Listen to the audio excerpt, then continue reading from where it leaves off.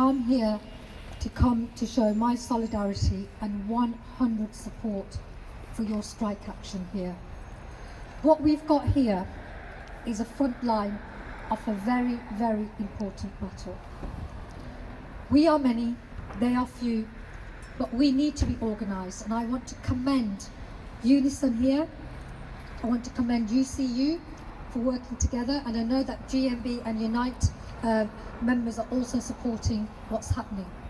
Because what's happening is this: you are a symptom of what is wrong with the wider symptom, of the wider system.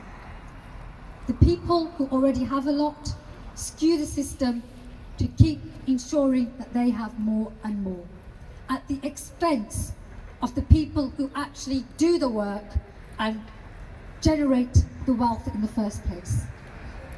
The fact that you have David Eastwood on £500,000 already, and then has another bonus of £90,000 and another kickback of £80,000 for his USS roles.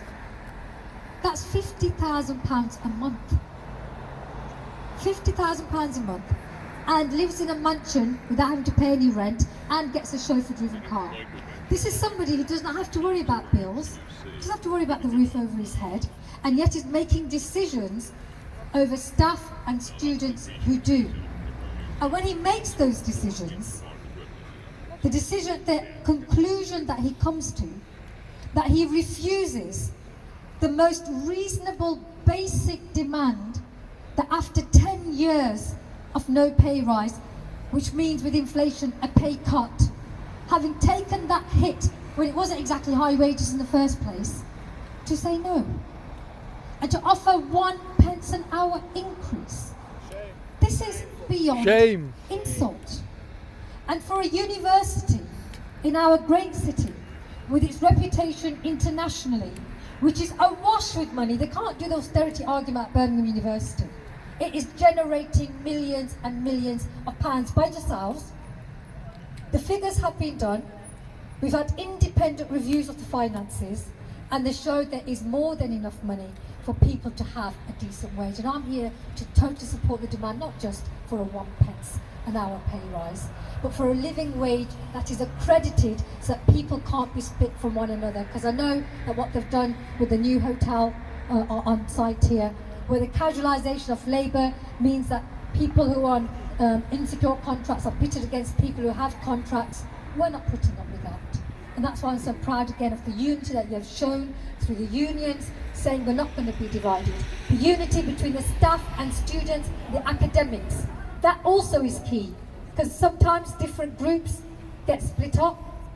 I'm all right, we don't need to worry about other people. No, we're in it together.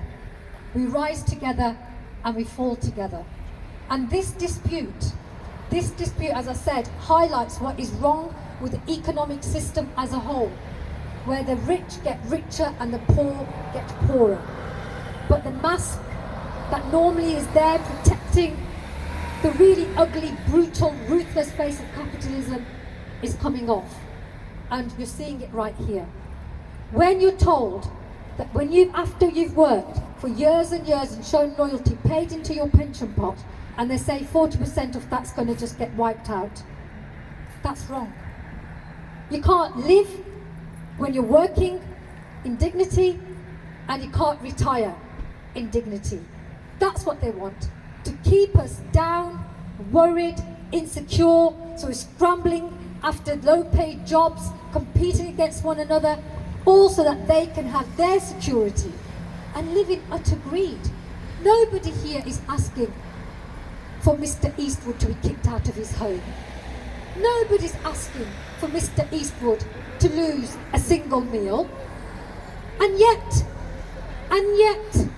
he is denying hard-working people, loyal people, who make this institution what it is, to keep them down in indignity, in poverty, to not only have to work a full-time job here, but work 2 or 3 others, and then still rely on food banks.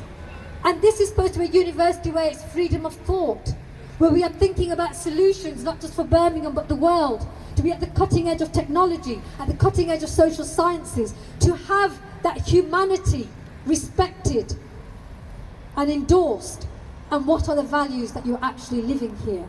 This is not just hypocrisy, this is not just an accident, this is not just about one man's greed. Because if David Eastwood is on the sickening wage that he's at, it's because he's on a board which supports that decision. He didn't have to go on a picket line to ask for a wage rise.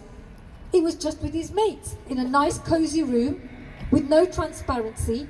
He didn't have to demand a single thing. And it's a disgrace that people have to leave their jobs, which they love and are happy to do, to demand such a basic thing.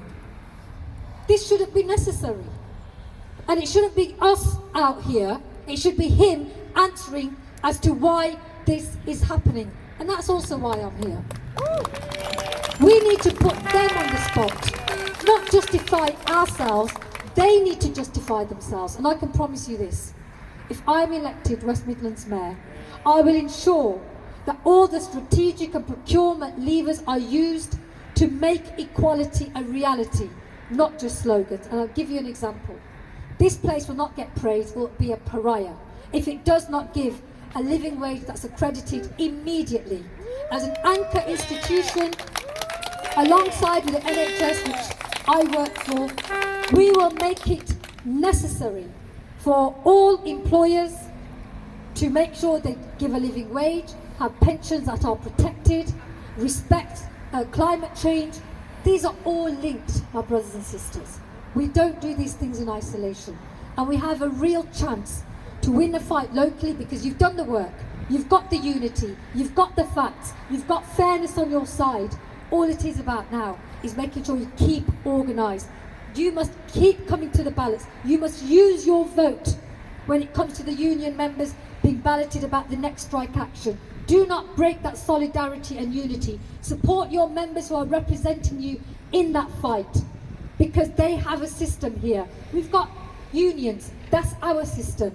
And if, by God, if we don't use the little bit of power that we have in the system that's been set up against us, then it's going to be on us.